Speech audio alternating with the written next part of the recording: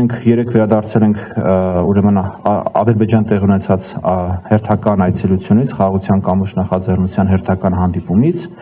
Եթե հիշում եք, առաջին փուլում խաղաղության կամուրջ նախաձեռնության հանդիպումները տեղի են ունեցել 5:5 ձևաչափով։ Սկզբից ադրբեջանական կողմի ներկայացուցիչներն են ժամանել Երևան, հետո մեր կողմը 5 հոգանոց անձնակազմը ուրեմն այցելեց Բաքու, եւ երկրորդ փուլում էականորեն մենք ընդլայնեցինք ներգրավվածությունը եւ արդեն 20:20 ձևաչափով տեղի ունեցան հանդիպումները։ Նորից սկզբից ադրբեջանական կողմը այցելեց Հայաստան, այս անգամ արդեն Հայաստանի եւ Ադրբեջանի սահմանազատված ժամանագծված հատվածով, անցնելով բոլոր ուրեմն համապատասխան ընթացակարգեր, անձնագրային, մաքսային վերահսկողություն, մուտք գործեց Հայաստան եւ նմանատիպ ճանապարհով նաեւ մենք ուրեմն այցելեցինք Ադրբեջան, նորից սահմանազատված ժամանագծված հատվածով, անցնելով բոլոր համապատասխան սահմանային ընթացակարգերը։ Մի քանի միտք, որ ես կուզեմ արտահայտել, որից հետո կխնդրեմ գործընկերները շարունակեն։ Ես կարծում եմ, որ ինքը փաստը, որ տեղի ունենում այս ֆորմատով 4-րդ հանդիպումը եւ կա հստակ պայմանավորվածություն, որ հանդիպումները շարունակվելու են, արդեն իսկ բավականին մեծ ձեռքբերում է։ Գիտեք, ես կարծում եմ, որ մենք չենք կարող այս հարթակից, այս ֆորմատից ունենալ իհարկե այսպես գերադրական ինչ-որ աստիճանի ակնկալիքներ, որ 38 տարվա կոնֆլիկտից հետո փորձագետների, քաղաքահասարակության մեդիա ներկայացուցիչների 4 հատ հանդիպման արդյունքում մեծ բաներ պետք է փոխվեն հասարակության մեջ, բայց ինքը փաստը, որ այդ հանդիպումները տեղի ունենում, դրանք ընդլայնվում են, դրանք շարունակվում են, ես կարծում եմ բավականին կարևոր են։ Երկրորդ միտքը, որ ուզում եմ արտահայտեմ, դուք կարող եք նշել տասնյակ պատճառներ, ես կարող եմ դրանց ավելացնել հարյուրավոր պատճառներ, թե ինչի մենք չպետք է գնանք Ադրբեջան եւ ինչի ադրբեջանական կողմի պատվիրակները չպետք է գան Հայաստան։ Կապված օրվա հետ, կապված հենց այցելության հետ, կապված բովանդակության հետ, կապված ձևի հետ, կապված հայտարարության հետ, նորից եմ կրկնում, հարյուրավոր պատճառներ կարող ենք նշել, թե ինչու այս փոխադարձ այցելությունները պետքա տեղի չունենան, եւ ես կարող եմ ընդհանրապես մեկ պատճառ նշել, թե ինչու այդ այցելությունները պետքա տեղի ունենան, որովհետեւ իմ գնահատմամբ այս այցելությունները նպաստում են խաղաղության օրակարգի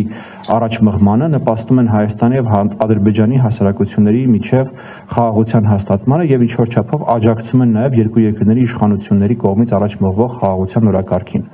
Մեր հետ հանդիպումներում թե Հայաստանի, թե Ադրբեջանի ղեկավարությունը, նորից գիտեք, որ Ծաղկաձորում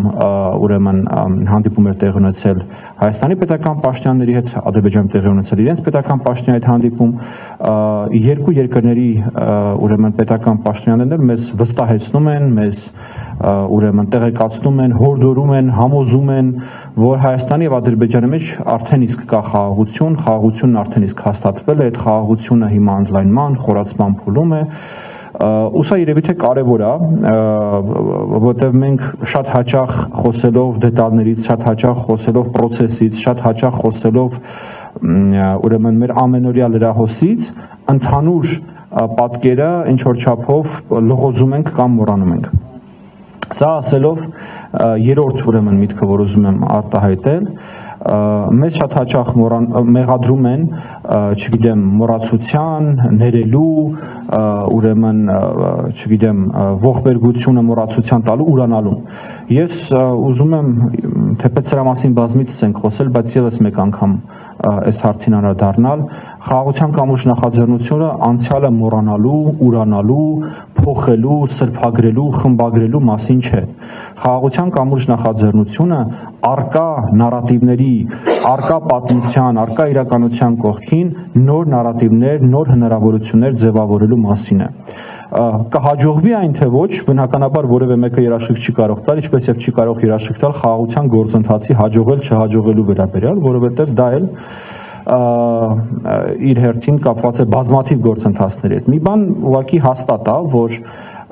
թե մեր աշխատանքը, թե մնացած ուրեմն աշխատանքները, որոնք տարվում են խաղաղության